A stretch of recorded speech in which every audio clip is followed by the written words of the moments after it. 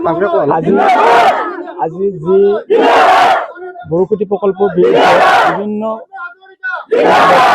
ভাবিবলৈ যি আমাৰ বদনাম কৰিবলৈ যিবিলাক সজাই আছে কথা বতৰা চলি আছে আমি খুবেই দুখ ইতিমধ্যে আমি প্ৰকাশ কৰিছোঁ।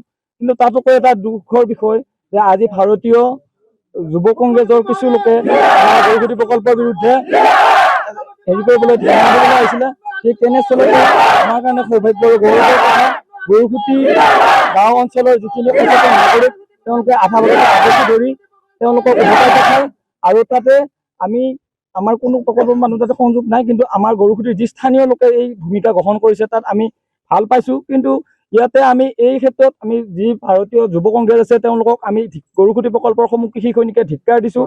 কিয়নো যিটো বিজেপি চৰকাৰ অহাৰ পিছত যি মাননীয় মুখ্যমন্ত্ৰী মহোদয়ৰ নেতৃত্বত অসমৰ শিক্ষিত যুৱক যুৱতীক কৰ্মসংস্থাপন দিয়াৰ কাৰণে অবৈধ বেদখলকাৰী ইয়াত কৰ্মসংস্থাপনৰ যি এটা মানে স্থাপন কৰিছে, যি এটা অৰ্থনৈতিক মানে সক্ৰিয় যি কৰিছে তাৰ কাৰণে আমি এতিয়া দেহে কেহে মাৰি লাগি আছোঁ।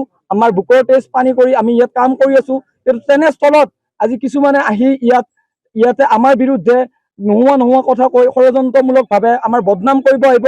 সেইকাৰণে আমি জাতীয় কংগ্ৰেছৰ যুৱ কংগ্ৰেছক আমি ধিক্কাৰ দিছোঁ আৰু এই ক্ষেত্ৰত আমি কিন্তু গৰুসুতি প্ৰকল্পৰ কোনো কৃষি সৈনিক আমি বাদ পাই নাথাকোঁ। আমি কি কৰিব লাগিব? আমি কি তেওঁলোকৰ আমি জেহাদ সৃষ্টি কৰিব লাগিব নেকি? নে আমি এই কোৰ কোদাল বাদ দি পেলাই ড্ৰাগছৰ ব্যৱসায় কৰিব লাগিব নেকি? নে পিষ্টল লৈ মৰণস্ত্ৰ লৈ ৰাস্তাই ৰাস্তাই ঘূৰি ফুৰিব লাগিব? তেওঁলোকে সেইটো বিচাৰে নেকি? তেওঁলোকতো জেহাদী সমৰ্থক এটা, তেওঁলোক জেহাদী সমৰ্থক। গৰুসুতি প্ৰকল্পৰ কোনো কৃষি সৈনিকে বাদ নাচায়। এই দা লোৱা কুঠাৰ লোৱা হাত ইয়াত কিন্তু সাৱধান, ইয়াত অহাৰ আগত তেওঁলোকে অলপ সাৱধানে থাকিব। ক'ত কেতিয়া কি হয় ঠিক নাই। আমি আজি হুংকাৰ দিছোঁ যুৱ কংগ্ৰেছক, আমি কিন্তু ইয়াত মনে মনে বহি নাথাকোঁ। আমি সমূহ একত্ৰিত হৈ আমি সকলোৰে বিৰুদ্ধে যুদ্ধ কৰিম। তেওঁলোকে কি ভাবিছে আমাক?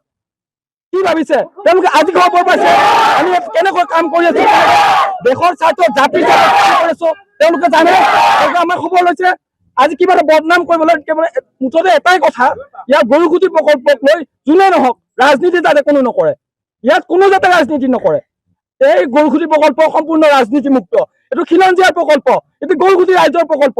এই ৰাইজৰ প্ৰকল্পটোক আজি গৰুসুতিবাসীয়ে দেখাই দিছে যে গৰুসুতিবাসীয়ে গৰুসুতি প্ৰকল্পৰ বুকুৰ মাজত আঁকোৱালি লৈছে। সেইকাৰণে আজি এক যুৱ কংগ্ৰেছত বহু খেদা দিছে গৰুসুতিৰ মাজ ৰাস্তাৰ পৰা। গতিকে আমি এই দা কুঠাৰ লৈ চলাই থকা হাত যাতে কাৰোবাৰ ওপৰত উঠে তাৰ কাৰণে আমি সকীয়াই দিলোঁ যুৱ কংগ্ৰেছক। যুৱ কংগ্ৰেছ সাৱধান, যুৱ কংগ্ৰেছ হাই হাই, যুৱ কংগ্ৰেছ হাই হাই, যুৱ কংগ্ৰেছ হাই হাই, যুৱ কংগ্ৰেছ মুৰ্দাবাদ। গৰুসুতি প্ৰকল্প কোনোদিন আশা কৰা নাছিলোঁ আৰু নিকা ভাৱমন্ত্ৰীয়ে এই প্ৰকল্পটো আচলতে ইয়াত আৰম্ভ হৈছে আৰু আজিৰ দিনটোলৈকে যি 4টা বৰ্ষ অতিক্ৰম কৰিলে এই 4টা বৰ্ষত গৰুসুতি প্ৰকল্পৰ গাত এটাও ক'লা দাগ আৰু ক'লা অধ্যায় নাই বুলি আমি ভাবিছোঁ।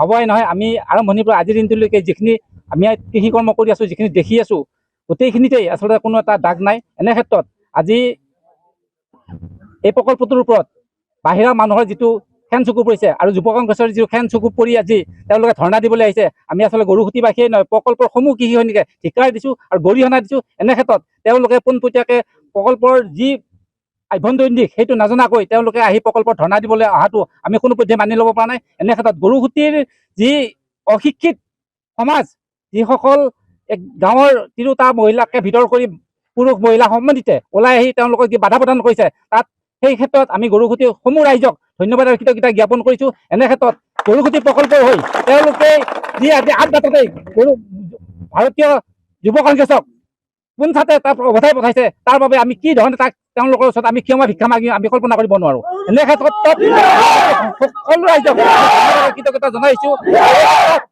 এই ক্ষেত্ৰত গৰুসুতি প্ৰকল্পই কোনোদিনেই বেলেগ ৰাস্তা লোৱা নাই আৰু আমি ভাবোঁ গৰুসুতি নিয়াৰিকৈ চলি আছে আৰু নিয়াৰিকৈ চলি আছে আৰু সকলোকেই আহ্বান জনাইছোঁ গৰুসুতি প্ৰকল্পই ইয়াত বা ইয়াত খেতিৰ কাম নিয়াৰিকৈ চলি আছে আৰু সকলো হিচাপ নিকাচ এখন মুকলি কিতাপৰ দৰে আমাৰ অধ্যক্ষ মহোদয়ে দায়িত্ব লৈছে আৰু সেইধৰণে ঘোষণা কৰি আছে। আৰু 4টা বছৰতেই বিগত 3টা বছৰ হৈ গ'ল আৰু অহা 21 জুলাইত 4টা বৰ্ষ পূৰ্ণ হ'ব আৰু সেই 4টা বৰ্ষত প্ৰতি বছৰৰ সকলো খতিয়ান ৰাজহুৱা কৰিব। ইয়াত কোনো লোক ডাকৰ কথা নাই। তাৰ পিছতো গৰুসুতিৰ প্ৰকল্পৰ ওপৰত যি ধৰণে খেন চকু দি এটা এছাম বাহিৰা শত্ৰু আৰু কংগ্ৰেছৰ যিটো নীতি আদৰ্শ থকা বুলি কৈছে তেওঁলোকে কি নীতি আদৰ্শৰে আজি ধৰ্ণা দিবলৈ আহিছে তেওঁলোকে প্ৰথমতে গৰুসুতি প্ৰকল্পৰ ভিতৰ চোৱাত সোমাই তেওঁলোকে জানিব লাগিছিল যে প্ৰকল্পই কি কৰি আছে প্ৰকল্পৰ কি কৰি আছে এনে আজি এইখিনি মানুহক আপোনালোকে দেখিছে এইখিনি মানুহক প্ৰকল্পৰ জৰিয়তে আজি ভাত পানী গোটেই পৰিয়ালটো খৰচ পাতি দি আছে আৰু এওঁলোকৰ